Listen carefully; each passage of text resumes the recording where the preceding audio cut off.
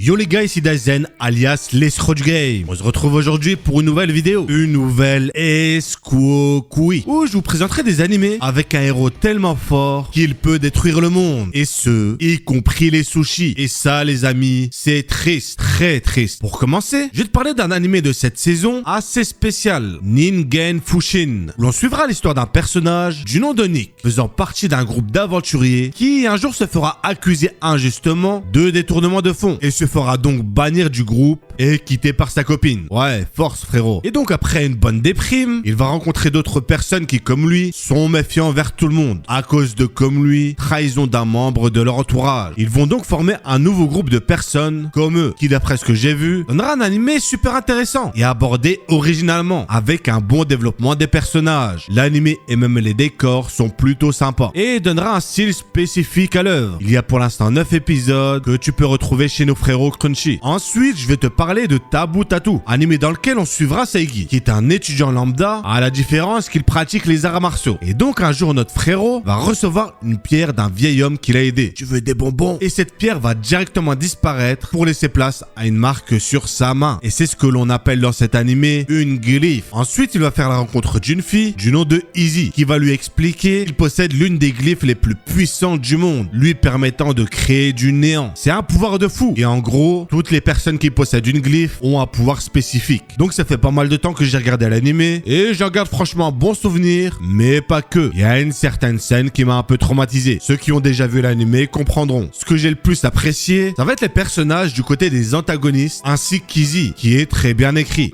Mais si je dois donner un point négatif, ça serait notre protagoniste qui met pas mal de temps avant d'arrêter de pleurnicher. Qu'est-ce que c'était chiant bordel. En vrai, même moi qui déteste vraiment les personnages comme ça, je vous le conseille quand même, parce que l'animé propose quand même pas mal de choses sympas. Et tu peux retrouver ça aussi sur Crunchy. Pour le prochain animé, il s'agira d'une œuvre du style fantasy, du nom de Yusha Yamemasu, où notre protagoniste, Léo, sauvera le royaume du roi démon. Mais il va se faire trahir par les habitants de celui-ci, car maintenant que la paix est revenue, notre héros est tellement puissant qu'ils ont commencé à craindre et l'ont donc exilé par ordre du roi. Et donc notre protagoniste va par la suite rejoindre l'armée du roi démon, qui est sur le point de s'effondrer. Ouais, on peut dire que c'est mérité. Ça leur apprendra à l'exiler. T'auras un peu de tout dedans. De la comédie, du harem, de la romance et bien sûr de la fantasy. On aura ici un bon animé sans prise de tête, avec un développement au niveau de l'histoire, disons assez sympathique. Il y a une douzaine d'épisodes que tu peux retrouver sur ADN. Et enfin pour terminer, je vais vous parler de The Daily Life of Immortal King, qui de mon avis est l'un, si ce n'est le meilleur animé chinois que j'ai pu voir. Pour l'histoire c'est simple. On suivra un personnage qui est tellement fort qu'il est obligé de sceller ses pouvoirs. Rendez-vous compte. Et notre héros va dès l'âge de 6 ans vaincre le roi démon et par la suite intégrer une académie de magie dans laquelle personne ne se doutera de sa vraie force. On aura un animé exceptionnel pour plusieurs choses. Déjà parce que je vous le dis, et ça devrait être une raison suffisante. Et ensuite parce qu'on a un héros surpuissant, badass, avec un charisme. Et les personnages de ce style, c'est ce qu'on kiffe le plus. J'ai regardé 2 fois la première saison tellement j'ai kiffé. En fait, on aura un style humoristique qui sera beaucoup présent dans les premiers épisodes, jusqu'à avoir une prise de sérieux dans les derniers, servant à atteindre le point culminant de la saison. L'animation au niveau des combats sera elle aussi d'ailleurs incroyable. Je compte d'ailleurs vous reparler de l'animé dans une vidéo dédiée, puisque pour l'instant, je n'ai vu que la première saison, que j'ai trouvé incroyable, et suis en train de me faire la deuxième. Il y a pour l'instant 3 saisons et un sushi. Bref, on arrive donc à la fin de la vidéo. Si t'as kiffé, pouce bleu, c'est un ordre. Si c'est pas le cas, pouce bleu quand même, c'est un ordre aussi. N'hésite pas à me donner des animaux à imiter pour les prochaines vidéos, et n'oublie surtout pas Daisen Tanesro.